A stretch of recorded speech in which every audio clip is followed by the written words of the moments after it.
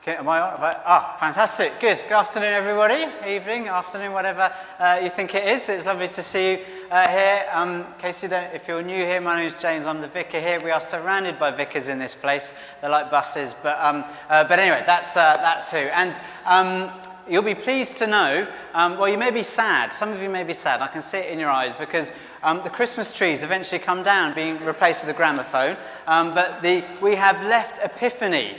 So if you're not familiar with the church calendar, then that's most people in the entire world, quite frankly, apart from a few Anglican like train spotters. But we've officially left like Epiphany, and we are now in ordinary time. So I think we've got a PowerPoint, I think, Joe, somewhere on there. We are now in ordinary time, which is basically, it's just like normal lifetime, because last week it was mad, wasn't it? But that's what we're in now. We're in ordinary, normal time.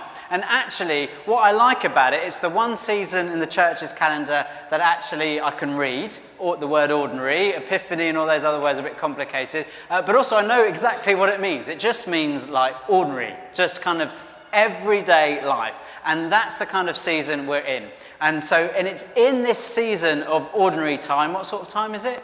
Ordinary time, isn't it? It's not very exciting, is it? It's just ordinary time. It's during that ordinary time that what we are learning about, what we're going to discover through Luke's Gospel, is about what it means for Jesus to give us a little nudge again. Or, in spiritual terms, the calling of God on our lives, okay? What it means for Jesus to give us a nudge.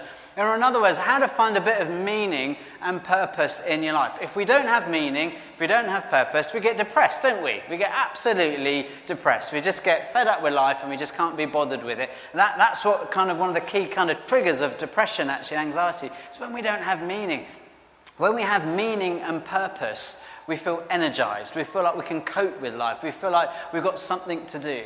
And what we're going to do over these next few weeks, we're going to pick up on a few little stories of Jesus where Jesus begins to give people meaning, begins to give people purpose, and a little sense of destiny, a little sense of, I can do something. I've got some, is it skin in the game? Is that a good phrase? I don't know anymore. But we go with that. I've got skin in the game. There's a bit of meaning and there's a bit of purpose, and I can achieve and I can do something.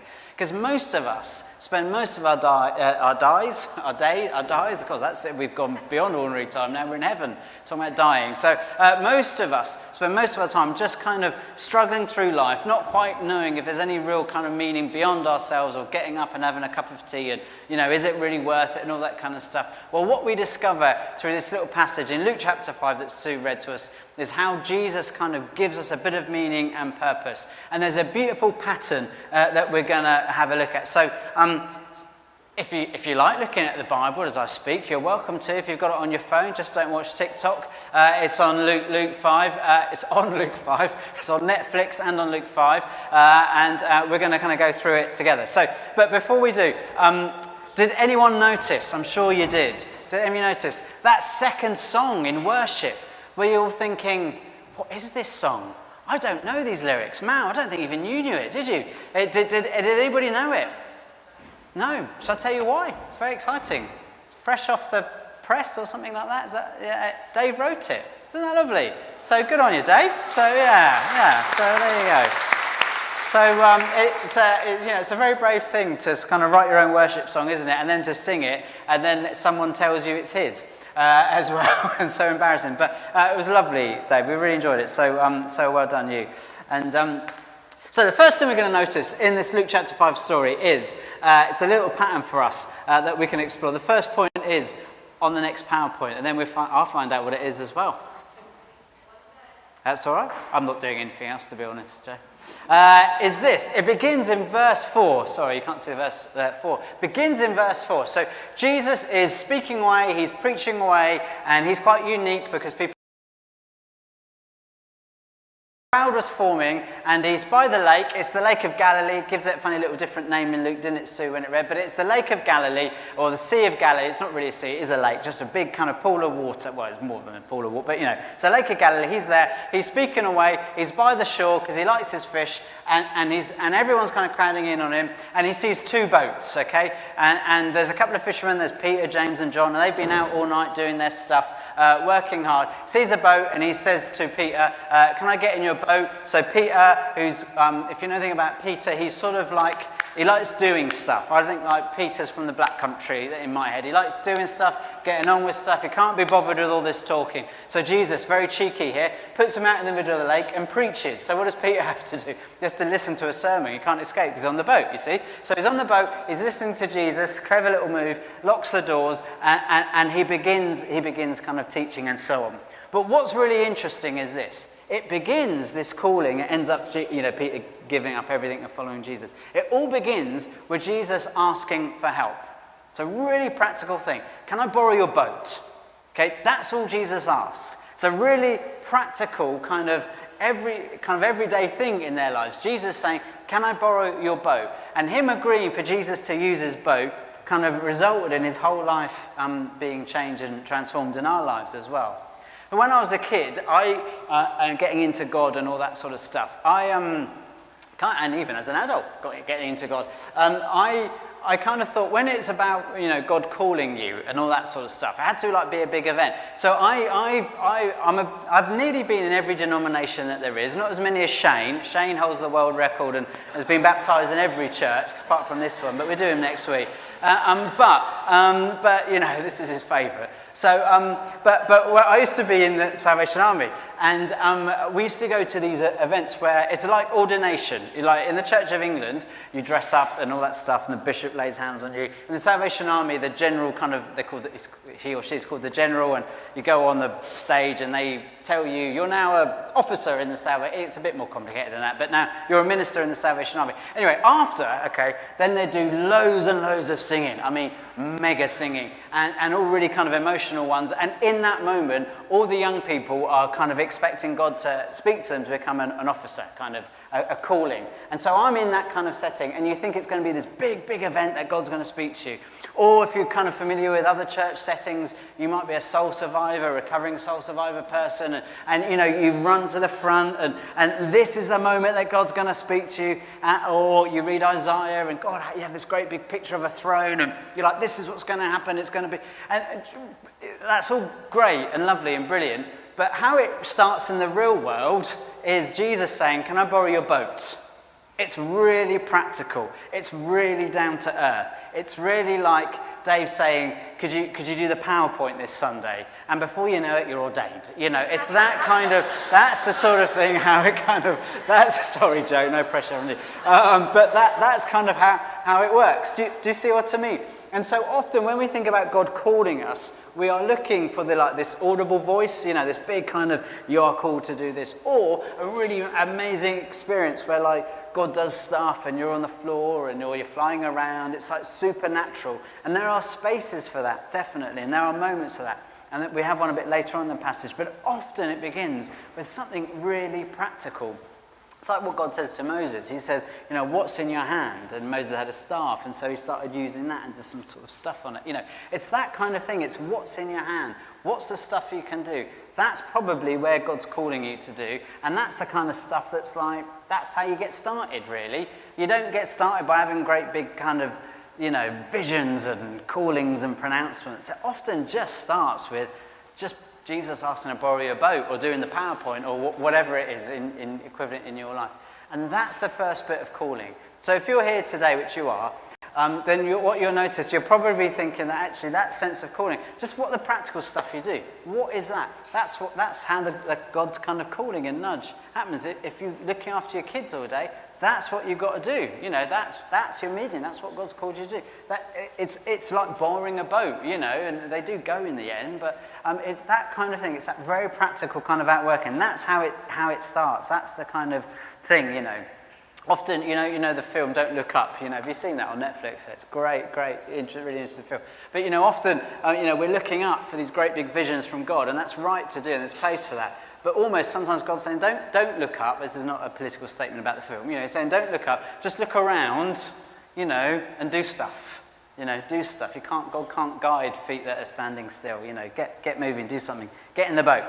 So that's the first thing. The next The next thing happens is this. Jesus says to them, go to the other side. Did you pick that up in the reading? To put your nets to the other side. And they say, we've been fishing all night long. That's where the fish come out at night. Been fishing all night long, and now you tell us go to the other side. We are Peter, James, and we are fishing. We do this day in, day out. It's like, Go to the other side. Now, there's two ways you can look at this. One is, two ways kind of scholars have a little kind of, well, there's probably lots of ways they look at it, but two particular they can have a look at it. One is this you kind of take it out of the context, okay? And you look at it in a very kind of, and we're going to do a little bit of both, very kind of deep way of what they had to do is they had to go to the other, okay? The other side, you know. So it's about when Jesus calls you, he's borrowing your boat and then he's getting you going, that actually he calls us to do stuff and to engage with people who are other. In other words, when you get involved in church, you'll find that most people in church you don't really get on with because they're different than you. That's the point. You know, it's nice to have one or two you get on with. You know, I've got Esther here today, which makes it easier. But you know, but the rest. But do you see, it's the other. They're often about going to different people groups. So there's something about otherness. You know, we often blame the other person, don't we? You know, it's other people that are always the problem. You know, and we other people, we stereotype them, whatever group that will be. So there's something about Jesus saying, you go to the other.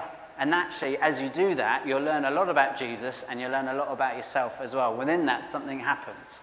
But that's one way of looking at it, and it's valid, it's beautiful, and I love it. The other way of looking at it is this. The other side was really just like, they're in their boat, they're in this lake, and it's like, you know, you go to Cannon Park and you can hire a swan, and not a literal swan, a boat swan, and you hire a swan, you go on a swan. You go, you know, like on a boating lake, you know, whatever, if you go down the canal, I've seen Shane down there a few times. You go there. When he says the other side, they how do I say it, like, it's not that big a deal, it's just the other side of the boat. It wasn't that hugely significant for them because it just depends which way you put the boat, and they fished the whole lake. So it wasn't like a bit of the lake they hadn't fished. It wasn't like, it was just like the other side. And so really what Jesus was saying to them was this: all that stuff you've been doing all night long and not getting anywhere, just do it again. All the normal everyday stuff, just do it again.